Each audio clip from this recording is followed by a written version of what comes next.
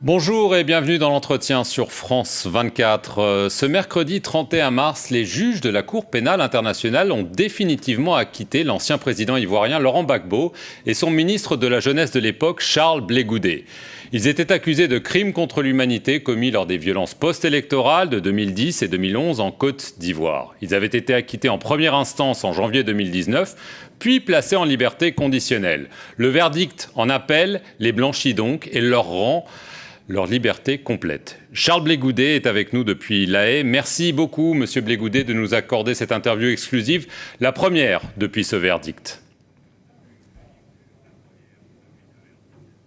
C'est moi qui vous remercie, monsieur. Alors, au moment de l'énoncé du verdict par les juges d'appel, on vous voit esquisser un grand sourire, joindre les mains. Qu'est-ce que vous avez ressenti ? J'ai parcouru en quelques secondes ces 7 années qui sont désormais derrière moi. Les embûches, les difficultés, les moments de doute. C'est pas facile d'être présenté au monde entier comme un criminel de guerre. C'est à cela que j'ai pensé. Finalement, j'ai dit, gloire à Dieu. Nous y sommes.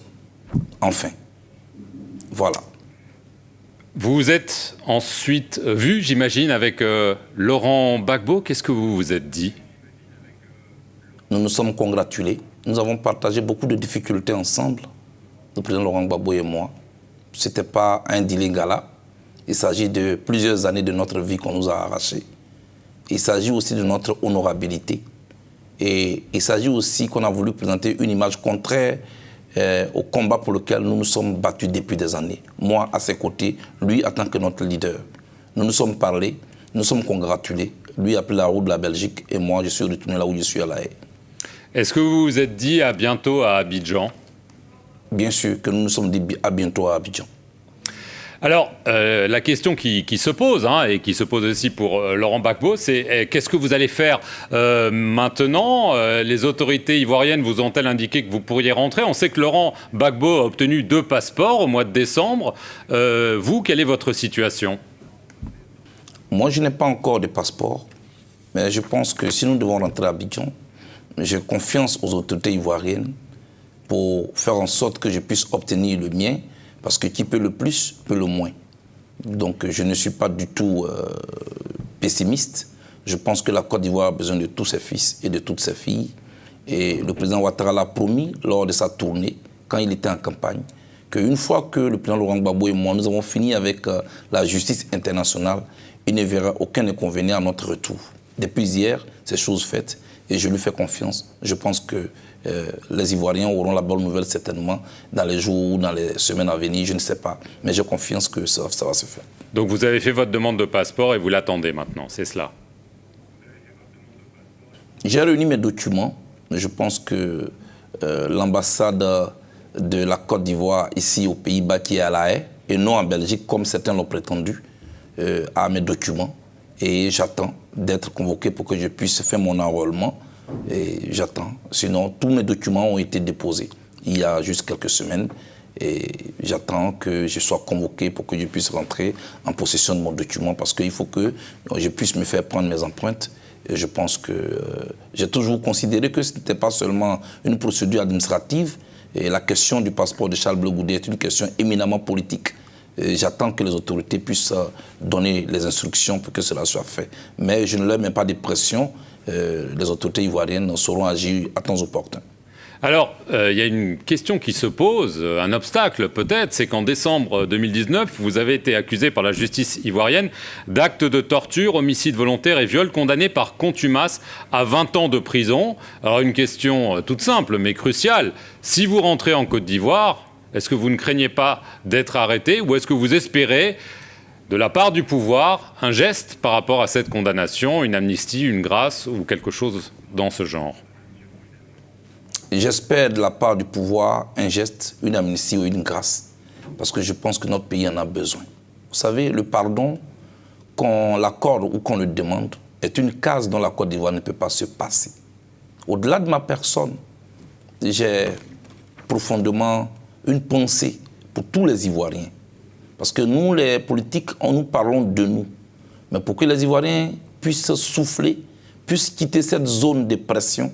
Je pense que les autorités ivoiriennes, je leur lance cet appel. Je souhaite qu'un geste soit fait pour décrisper cette atmosphère, pour que le président Laurent Gbagbo et moi, nous puissions rentrer chez nous et qu'on puisse tourner cette page-là. J'ai fait 2 ans et demi en exil au Ghana. J'ai fait 14 mois à la DST. J'ai fait 7 ans à la CPI. Je pense que j'ai assez payé. Je souhaite qu'on puisse tourner cette page-là. Je fais cette demande-là au chef de l'État ivoirien. Je fais cette demande-là aux autorités ivoiriennes de faire un geste en notre faveur pour que nous puissions rentrer en Côte d'Ivoire auprès des nôtres qui nous ont manqué depuis et auprès des Ivoiriens pour que nous puissions prendre notre place dans la société ivoirienne et dans la construction de la Côte d'Ivoire nouvelle. D'accord, donc vous demandez ce geste également pour Laurent Gbagbo qui a lui aussi été condamné dans une autre affaire également à 20 ans. C'est bien ça? Bien sûr que le président Laurent Gbagbo et moi, nous sommes liés. Nous sommes liés juridiquement, nous sommes liés politiquement. Et quand je parle de moi, je ne peux pas parler de moi sans parler du président Laurent Gbagbo. J'ai partagé toutes ces difficultés avec lui. Et je pense que c'est mon soutien à sa personne et à son combat qui m'a envoyé ici. Laurent Gbagbo est mon leader. Et quand je demande un geste, c'est un geste global. Je demande que le président Ouattara fasse un geste pour le président Gbagbo et pour moi. C'est vrai que je ne suis pas son porte-parole, mais je partage cette douleur-là avec lui. Et je pense que nous avons exprimé notre volonté de rentrer en Côte d'Ivoire. Alors jusqu'ici, vous n'aviez pas le droit de vous exprimer sur la procédure devant la Cour pénale internationale. Maintenant, vous êtes libre de le faire. Qu'est-ce que vous voulez dire à propos de cette procédure?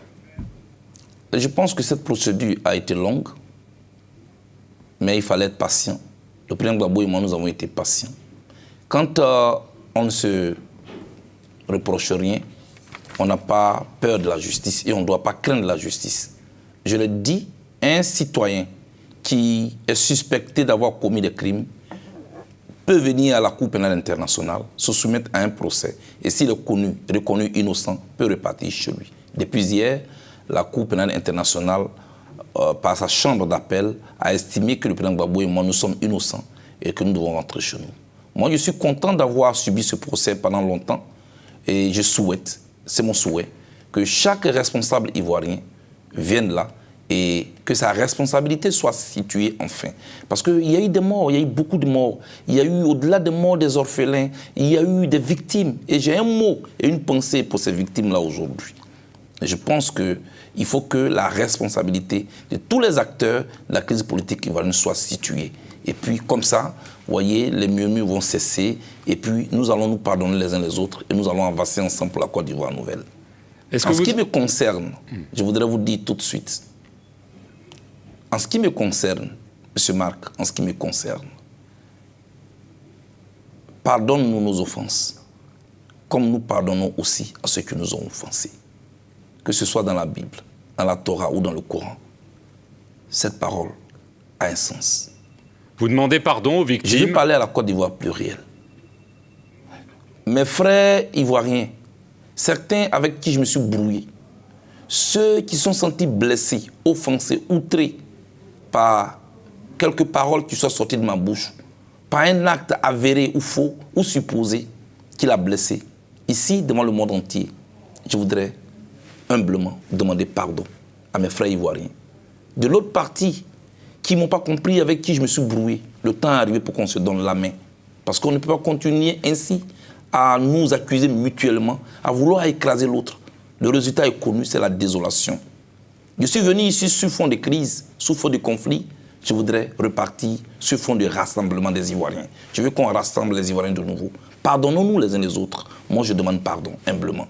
Pas forcément parce que j'ai fait quelque chose, mais il y en a pour qui Blé Goudé n'est pas forcément un ange. Ceux-là, on ne s'est pas compris. Je viendrai vers eux pour qu'on se parle, pour qu'on puisse s'expliquer, pour qu'on puisse comprendre enfin que nous avons une chose en commun, c'est la Côte d'Ivoire, qui a besoin qu'on puisse se construire. Moi, je veux repartir sur la base d'un rassemblement, qu'on tourne la page. Je demande humblement pardon. Je n'ai pas besoin d'attendre une élection avant de demander pardon. Ça n'aura aucun sens. Je suis encore ici à La Haye. Si je le faisais ce pardon pendant que j'étais en prison, on me dirait que c'est parce qu'il n'était pas dans les liens de la détention qu'il parle ainsi. Aujourd'hui, j'ai été acquitté totalement de toutes les charges contre moi. Je suis un homme libre. Et c'est un homme libre que je lance cet appel. Le pardon, qu'on le demande ou qu'on l'accorde, c'est une case dont on ne peut pas se passer. La Côte d'Ivoire a besoin de tous ses fils et de toutes ses filles. Je demande pardon humblement. Je vais rentrer chez moi pour que je puisse contribuer au retour de la paix, au rassemblement des Ivoiriens. Je vous remercie. Est-ce que vous en voulez à Fatou Bensouda, à son prédécesseur Luis Moreno Ocampo, les procureurs en chef, de vous avoir poursuivi, vous, et de ne pas l'avoir fait, en tout cas jusqu'à l'heure actuelle, avec le camp adverse, malgré des promesses répétées? Non, pas du tout. Je n'en veux à personne. La procureure Fatou Bensouda a fait son travail. Elle a peut-être mal fait. Ce n'était pas à moi de le juger. Ma défense et moi, nous devions prouver que je ne suis pas l'auteur des crimes allégués contre moi. Ce qui a été fait et ce qui a été admis et par la Chambre de première instance et confirmé hier par la Chambre d'appel. Elle doit continuer ce travail. Elle est à la recherche des auteurs des 3000 morts. Certainement qu'elle n'a pas choisi le bon cheval et elle doit encore chercher. Vous m'aviez dit une fois que vous aviez l'ambition, un jour, de diriger votre pays. Alors la prochaine élection présidentielle est prévue en 2025. Est-ce que vous avez tourné la page de la politique ou vous pensez un jour que vous aimeriez bien être président de la Côte d'Ivoire? D'abord, je voudrais vous dire que je ne peux pas tourner la page de la politique. La politique et ma vie se confondent. Et c'est pourquoi je suis ici. Oui, je le confirme sur ce plateau. J'aimerais un jour diriger mon pays, la Côte d'Ivoire, pour que la politique se fasse autrement. C'est pourquoi je veux parler à la Côte d'Ivoire plurielle. Mais ici, point n'est besoin de parler aujourd'hui des candidatures présidentielles ou pas. Je dis, ayons le triomphe modeste, parce que la Côte d'Ivoire est en crise. La seule campagne que j'aimerais faire maintenant, c'est une campagne de paix. Je veux parler à tous les Ivoiriens. Je veux participer à apaiser les cœurs. C'est cela. Je voudrais ici remercier tous ceux qui m'ont soutenu. Je voudrais remercier tous ceux qui m'ont soutenu pendant cette traversée des déserts. Et en même temps, insister à ceux qui ne m'ont pas compris hier, à ceux qui se sont sentis blessés, je demande pardon. Je vais rentrer dans mon pays pour qu'ensemble, nous puissions parler de la Côte d'Ivoire. Je lance encore cet appel de pardon. Et en même temps, je sollicite un geste de la part des autorités ivoiriennes pour que nous puissions rentrer chez nous. Je vous remercie. Charles Blé Goudet, c'est moi qui vous remercie d'avoir accordé votre première interview après votre acquittement définitif, je le rappelle, par la Cour pénale internationale de La Haye. Merci à vous d'avoir regardé cet entretien sur nos antennes. Restez-y pour plus d'informations.